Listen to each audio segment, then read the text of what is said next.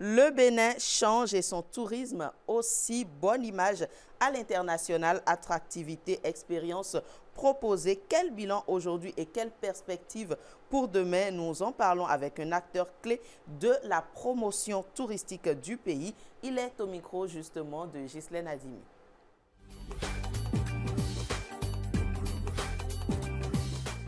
Le tourisme, c'est ma vie. Le tourisme, c'est ma vie. Le tourisme, c'est mon business. Le tourisme, c'est quelque chose que j'aime parce que je trouve que c'est un secteur et qui peut facilement permettre à nos pays de se développer. Vous savez que lorsque nous exportons par exemple le pétrole, nous exportons les minerais, la transformation ne se fait pas dans nos pays. Donc la valeur ajoutée n'est pas chez nous. La valeur ajoutée est ailleurs. Alors lorsqu'on parle de tourisme, la valeur ajoutée est ici.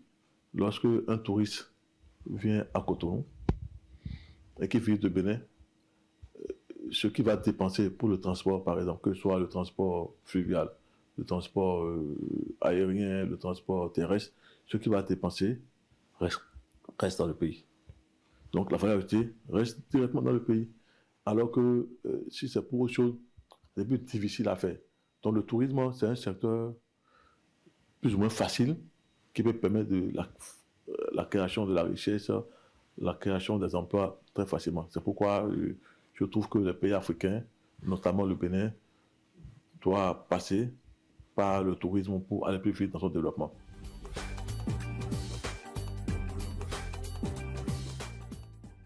Le CTM, c'est une fédération qui a été créée en 2015 et cette fédération regroupe l'ensemble des acteurs importants du tourisme au Bénin.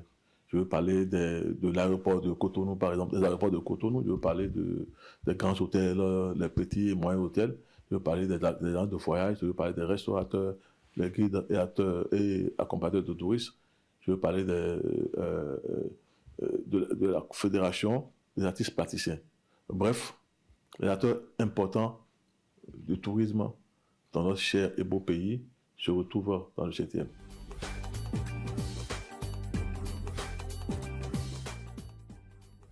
Que ce soit sur le plan national ou sur le plan international, j'ai le plaisir de parler de mon pays et j'ai la fierté d'en parler. Parce que sur le plan national, nous avons eu à faire des réformes qui jouent également sur le plan international. Notamment, par exemple, maintenant, l'exemption du visa pour les Africains. Aujourd'hui, en tant qu'Africain, vous pouvez arriver au Bénin sans visa. Vous pouvez faire le e-visa sur Internet pour arriver si vous ne voulez pas africain.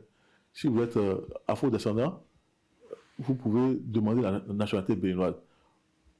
Vous avez, ce sont des choses qui aujourd'hui maintenant paraissent normales, paraissent très simples, mais quand même, il faut savoir que nous venons de loin et ce sont des choses qui donnent beaucoup de visibilité à notre pays et qui montrent que notre pays est en train de mettre en place les fondamentaux du tourisme.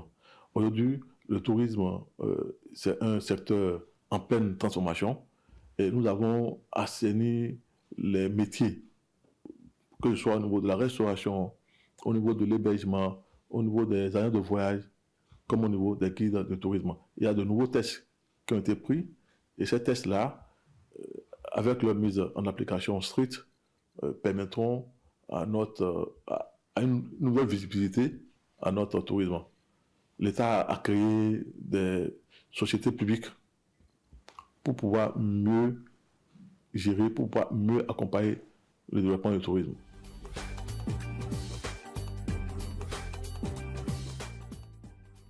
Aujourd'hui, je veux dire très sincèrement, en tant qu'acteur international du tourisme, que le Bénin joue dans la cour des grands. Super. Bien sûr, nous jouons dans la cour des grands. On ne joue plus le petit camp, comme on dit. Nous avons des événements importants. Nous avons des événements importants qui donnent de la visibilité à notre pays. En dehors des investissements structurants qui ont été faits, qui ont remis, par exemple, maintenant la ville de Ouidah, au grand jour. Par exemple, maintenant, on peut parler par exemple maintenant de Niki, où la Cour impériale a été revue, et ce qui fait que la Ghanée, je passe dans de meilleures conditions.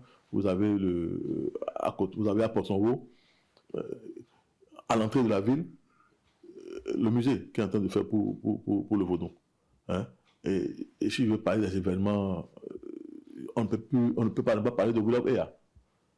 Vous savez que Willow Eya, bien que ce soit un privé, bien que ce soit un privé qui l'organise, mais il faut avouer que c'est un événement qui donne une visibilité remarquable à notre pays.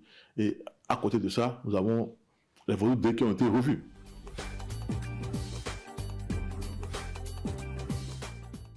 D'abord, ce qui a été fait, on doit pouvoir continuer. On doit continuer ce qui est fait. On doit chercher à l'améliorer. Et on ne doit pas s'asseoir sur nos lauriers pour dire que bon, là c'est bon. Non, c'est pas encore bon. On doit continuer à améliorer ce qui est fait. Et particulièrement en 2026, comme il y a beaucoup déjà de sites touristiques qui sont plus ou moins prêts, je pense que c'est le moment de penser aux acteurs, aux promoteurs,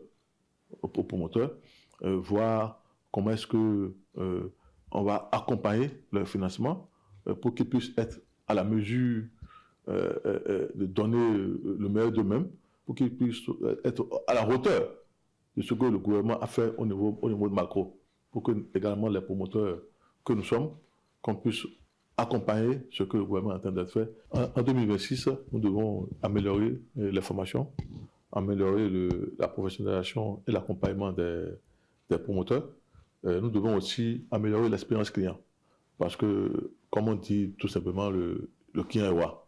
Donc si on prend la disposition pour donner un meilleur service aux clients, on a la conviction que les touristes ils vont certainement arriver au Bénin pas millions. Et donc nous devons aussi travailler à une meilleure collaboration entre le secteur public et le secteur privé pour qu'il y ait une certaine synergie entre les deux secteurs.